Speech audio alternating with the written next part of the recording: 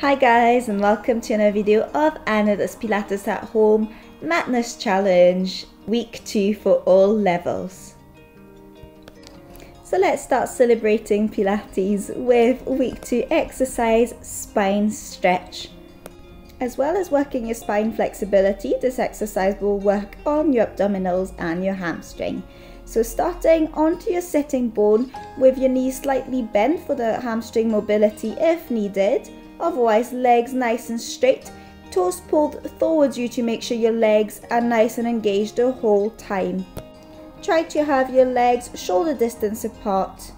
Arms reach forward, keeping them nice and parallel to the mat with the palms facing one another. Exhale, roll forward, bringing chin to the chest to start with, arm follows. Inhale, coming back, stacking the spine. As you exhale, try to really draw the abdominals in, keeping those arms nice and parallel to the mat. So let's go ahead and continue with our spine stretch in our own time, breathing out, lengthening, breathing in, coming back, and trying to keep the natural C shape of the spine.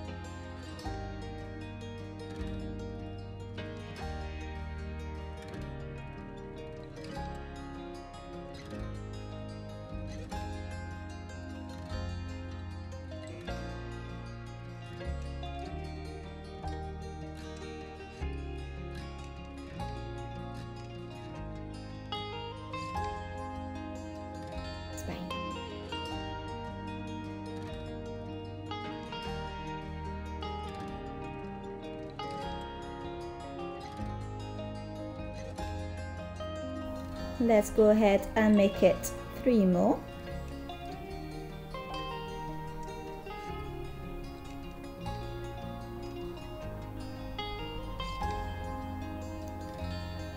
And relaxing back onto your sitting bone. Our second exercise is the open leg rocker. Starting it in the level 1 there with the legs bent in double tabletop position. Keeping the knees bent, you're going to let yourself roll back just to your shoulder level, not to the head or the neck, and then using the momentum and your abdominals to pull you back, keeping your neck nice and long with the imaginary chin to the chest. Level 2, as you come up, straighten the legs before you bring them back in a bent position to go back into the rocker and coming back. Breathing out, rocking, breathing in, coming back, controlling the movement. Or you may want to have one leg straight, one leg bent for the next level, and then just alternate to the other leg straight and the other leg bent.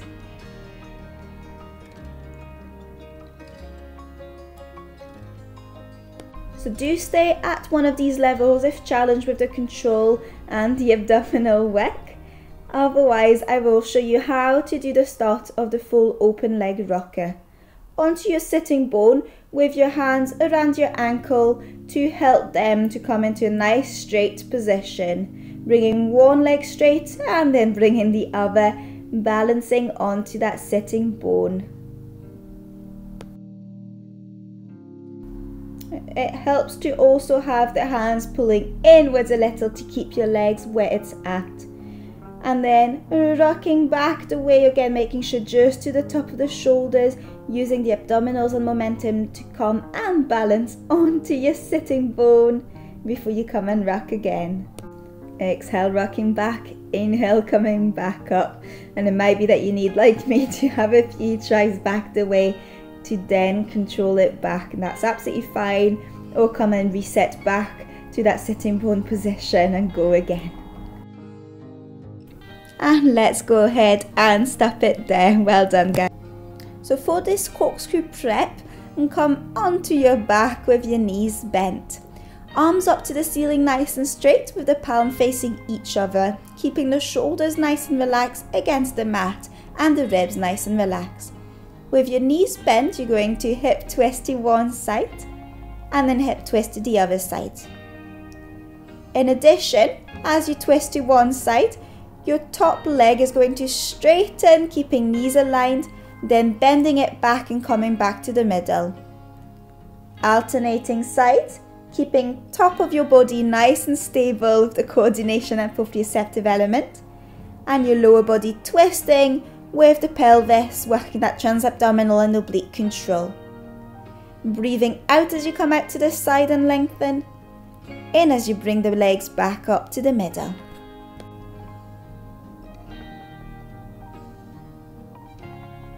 Now you may want to keep at it at that level if that's challenging enough. Otherwise, hip twisting to one side, then straightening both legs this time out to the side before you bend them back and come back to the middle. Alternating sides again, trying to keep the lower hip in contact with the mat, really controlling the movement again with those obliques. Breathing out to the side and lengthen, in, legs back onto the middle. Once you've done a couple on one side, you may want to switch to the other side. And feel free to also add your arms up to the ceiling if that helps you to control the upper part of your body, making sure that it's just the hips that are doing the movement around that pelvis.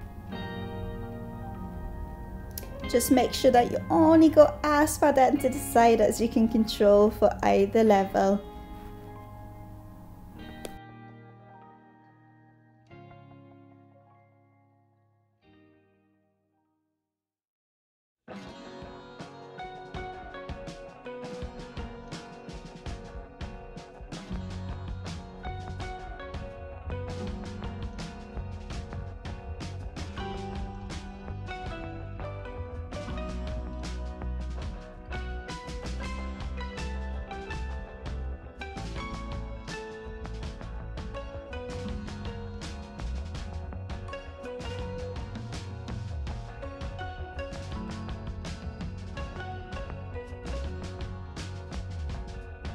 So stay at the level that you're at, otherwise for the more traditional corkscrew, legs are up into that tabletop position, then legs nice and straight up to the ceiling, going into circles, going out to one side, lowering down as low down as you can, up all the way to the other side and back to the middle.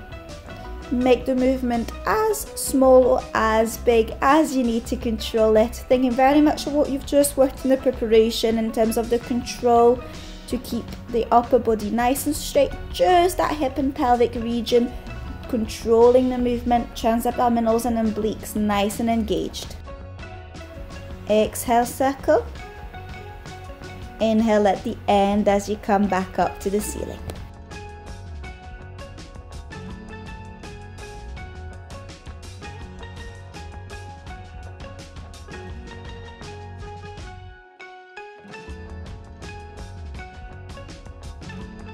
Well done. So let's go ahead and stop the corkscrew there and come back onto our sitting position on the mat.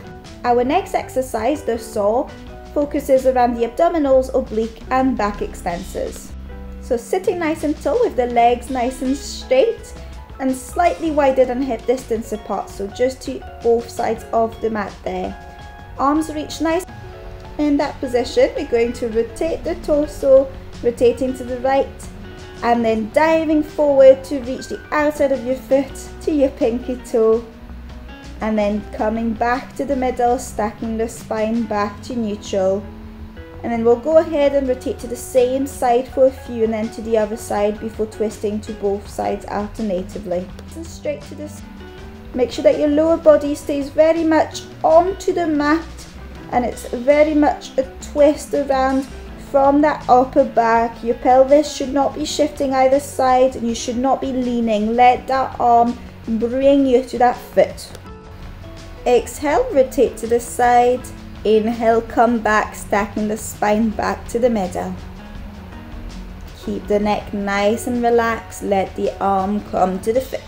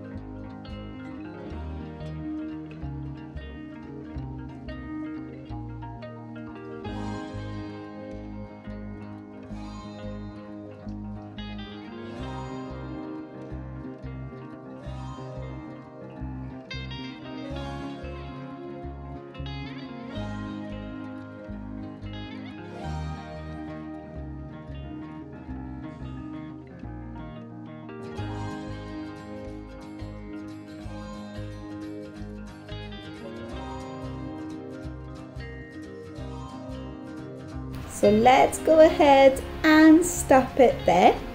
And then in your own time, we're going to drop onto our tummy for our next exercise. And do pick a pillow to go underneath your stomach if you need, if you tend to hyperextend or have issue controlling the extension of your lower back. So this Swan Dive exercise is great to work around your neck flexors and the control of your upper body. So lying in your tummy, make sure your legs are nice and straight, hip distance apart if you can, and your arms are bent out to your side with the elbows bent kind of in line with the shoulder blade. You're going to lengthen the neck up the way, keeping it nice and long with that imaginary fruit between the chin and the chest, allowing the breastbone to also lengthen with the neck.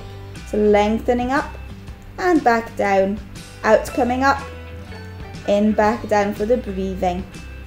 Feel free to stay at that level, otherwise you may want to progress to level 2 where you draw a diamond shape. So just like so, and you're going to bring that diamond shape at the front, and you're going to be lying on your front propped up onto your elbows and forearms this time. Continuing with the same movement, just make sure this time that your shoulder blades are nice and engaged, sliding the shoulder blades down the way towards the waist. Make sure that your tummy is still nice and flat, still in that pelvic neutral position. Breathing out, coming up, and in, coming back down.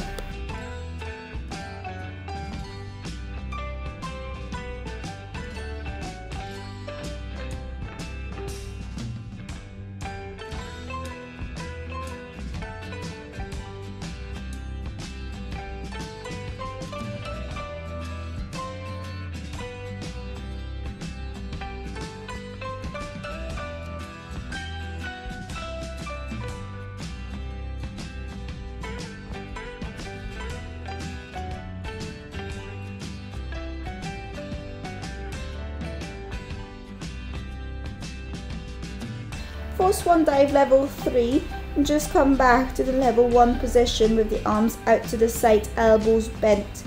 And you're going to lift the breastbone up, hovering off the floor, the neck and the head will follow. And then simultaneously hover the arms just 1 inch off the mat and then bring them back down. Keep the neck nice and long, breathe out, come up, and breathe in, come back down. Make sure that you're still in a nice neutral position and that your feet are nice and relaxed, so don't let them come up as much as possible.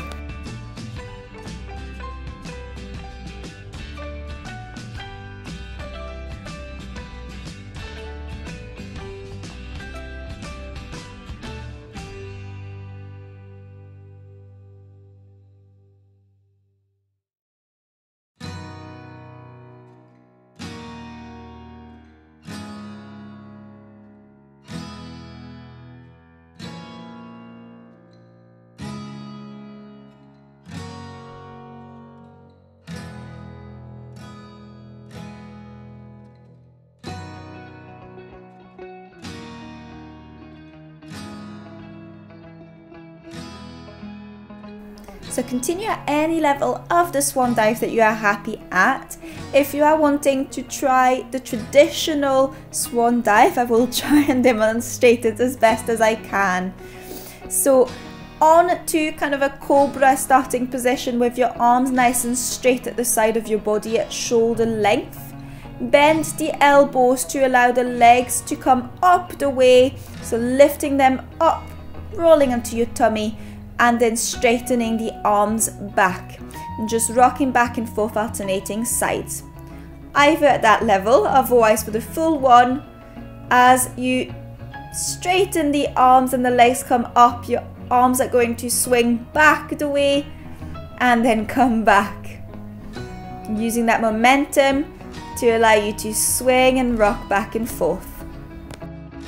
Just a side note that Joseph's traditional Pilates one is the arms going forward instead of back and the heels together, which I find even harder to do. So staying on our tummy for the next exercise, the one leg kick, which is a brilliant exercise to strengthen the glutes, the hamstrings, and looking at the control between them. So begin by bending your right knee and bring the heel to the bottom with 3 pulses, then extending the leg back down. You can add the ankle movement where it would be heel towards the bottom for one, then the toes pointing up to the ceiling for the next one, and then the heel for the last one. You can also do the one leg kick at level 2 in the kind of similar swan dive position that we were doing earlier at level 2 in that diamond shape. And same movement again with the legs with the pulses. Breathing out as we do our pulses, in as we lengthen. Just keep alternating sides and feel free to have a pillow underneath your stomach to help with the control if you tend to hyperextend your lower back as well. At either level, with the head resting on the arm or being cropped up into the diamond shape, you can progress the leg element. As you start bringing the knee back towards the floor, begin by extending the hip, lengthening it, floating that leg up just an inch off the floor before then lowering the leg back to the floor.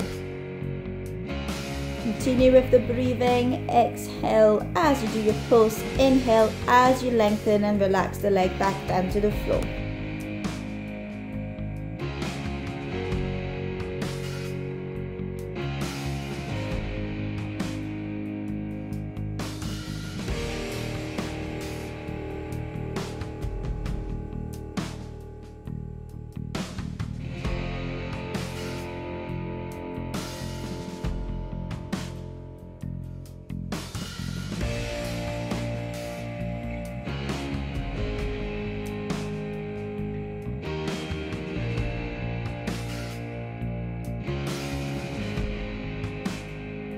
Okie doke, just making your next one your last one, and then you're going to relax back down, staying onto your stomach, and feel free to have that pillow underneath your tummy again if you need it.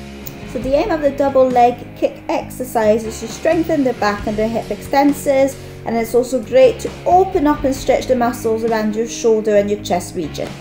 So begin with your arm relaxed behind your back with the arms clasped.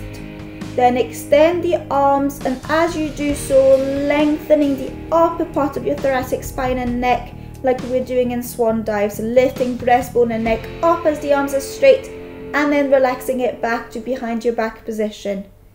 As the arms are relaxed back down onto your back, 3 kicks bending the knees to the buttocks like in the one leg kick, and then switching again with the arms lengthening back down. Just keep alternating, and you may want to also straighten the legs a little bit at the end of the movement as you straighten the arms. Breathing out as you do your kicks, breathing in, extend arms, and coming back down.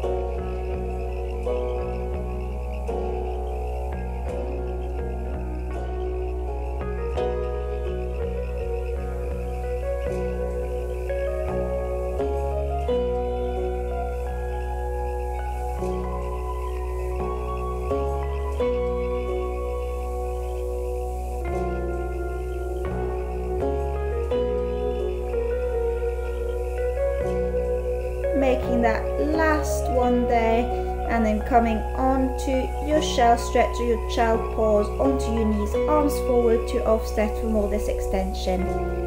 You have completed MATness week 2. I hope that you have enjoyed. Well done. I hope to see you all very soon again. Take care, and bye bye just now.